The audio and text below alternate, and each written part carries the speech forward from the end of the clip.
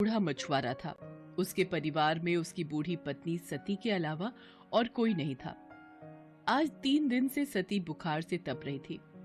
महादेव के पास इतना पैसा भी नहीं था कि वो उसका इलाज करवा सके। उस दिन वो सुबह जल्दी उठ गया। एक बार उसने सती के सिर पर हाथ रखा।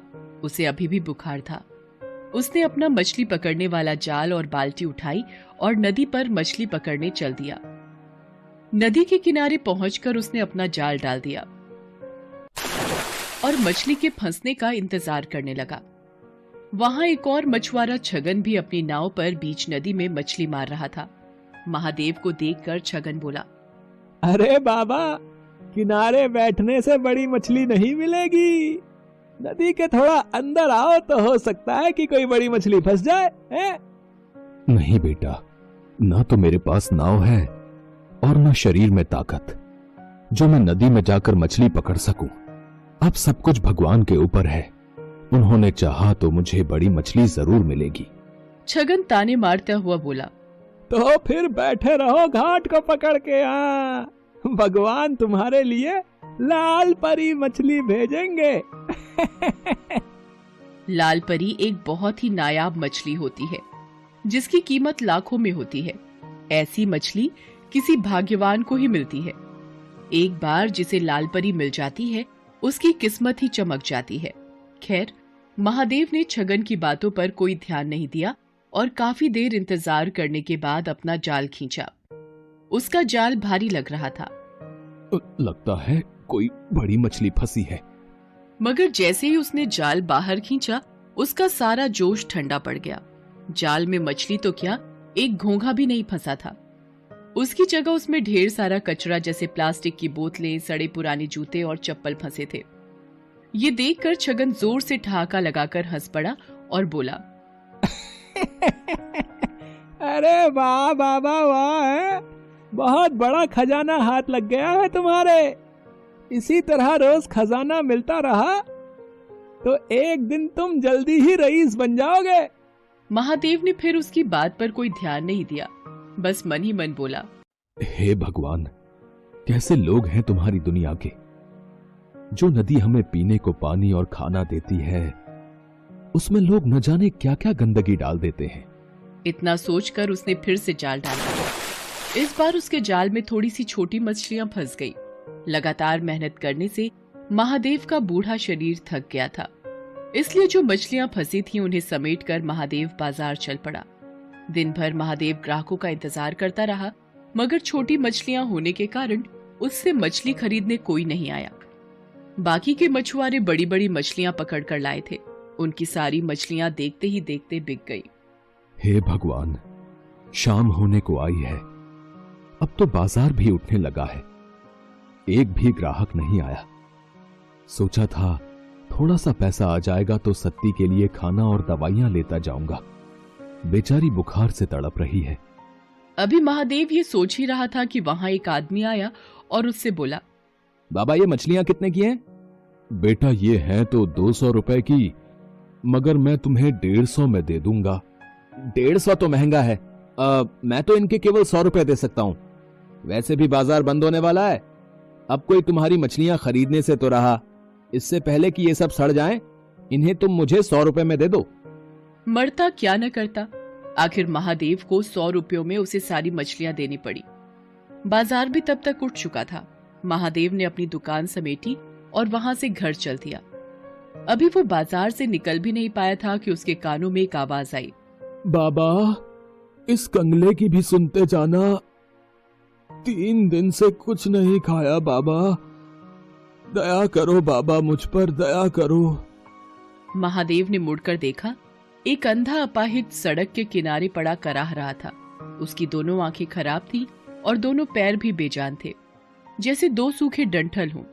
महादेव को उस पर दया आ गई।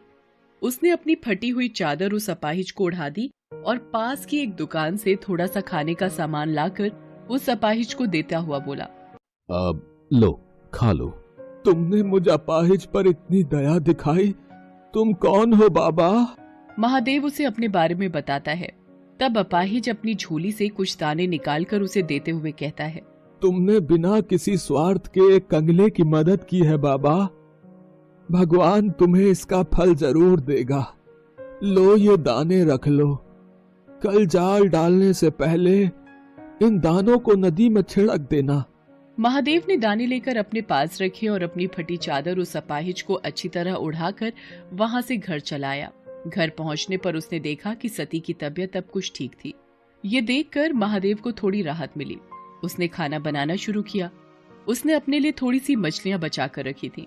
उन मछलियों के साथ उसने आज खरीदे हुए थोड़े से चावल और आलू बनाए और सती को खिलाया। सती को खिलाकर सुलाने के बाद जैसे ही वो खाने बैठा, तभी वहां गांव का कुत्ता कालू आ गया। कालू को देखते ही महादेव के चेहरे पर मुस्कान तैर गई। वो कालू को पुचकारते हुए बोला, क्यों कालू बेटा, भूख लगी है? ठहर, अभी तुझे खाना देता हूँ। इसके बाद महादेव ने अपने बचे हुए खाने में से एक हिस्सा कालू के सामने डाल दिया। एक अरसे से महादेव ऐसा ही करता रहा था। वो जब भी खाने बैठता तब कालू वहां आता और महादेव कालू के साथ मिलावट कर खाना खाता। खाना खाकर कालू वहां से चला गया और महादेव भी भगवान का नाम लेकर सो गया। अगली सुबह वो फिर अपना जाल लेकर मछली पकड़ने चल दिया। नदी किनारे पहुंचकर उसे उन दानों की याद आई जो कल अपाहिज ने उसे दिए थे। उसने उन दानों को नदी में बिखेर दिया और फिर वहां अपना जाल डाल दिया। अभी थोड़ी ही देर हुए थे कि अचानक लगा जैसे जाल में कोई भारी चीज फंसी है।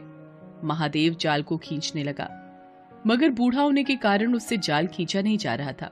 जैसे तैसे काफी देर की मेहनत के बाद उसने जाल बाहर निकाला। जाल को देखते ही उसकी आंखें चौंधी आ गई। जाल में एक बड़ी सी लाल परी मछली फंसी थी। छगन मछुआरा भी ये सब देख रहा था। लाल परी को देखते ही उसकी आंखें आश्चर्य से फट पड़ी। उसने मन ही मन सोचा, अरे बाप रे, इतनी बड़ी लाल परी है? अगर ये मुझे मिल जाए तो हफ्ते भर की कमाई एक ही दिन में हो जाए। इस बुढ़े से किसी भी तरह ये मछली छीन लेनी चाहिए। उधर छगन की दुष्टता से अनजान महादेव किसी तरह उस मछली को उठाकर वहां से जा रहा था। तभी उसे एक तेज धक्का लगा और वो बुरी तरह जमीन पर गिर पड़ा। मछली भी उसके हाथ से छूट गई। उसे छगन ने धक्का दिया था। उसके गिरते ही छगन तेजी से लाल परी को उठाकर भागा। महादेव चिल्लाया, अरे अरे, चोर चोर, पकड़ो पकड़ो, वो मेरी मछली लेकर भागा जा रहा है, कोई पकड़ो उसे। मगर वहां कोई भी नहीं था जो महादेव की पुकार सुनता। लेकिन अगले ही पल ना जाने कालू वहां कैसे आ गया और भागते हुए छगन पर टूट पड़ा। उसने कई जगह छगन को काट खाया। छगन दर्द से चिल्ला उठा। उसका चिल्लाना सुनकर आसपास के रहने वाले लोग वहां भागे आए। इतने सारे लोगों के सामने अपनी पोल खुलने के डर से छगन लाल परी को वहीं छोड़कर भाग गया। तब तक महादेव भी वहां पहुंच गया। लोगों ने उस मछली को महादेव को सौंप दिया।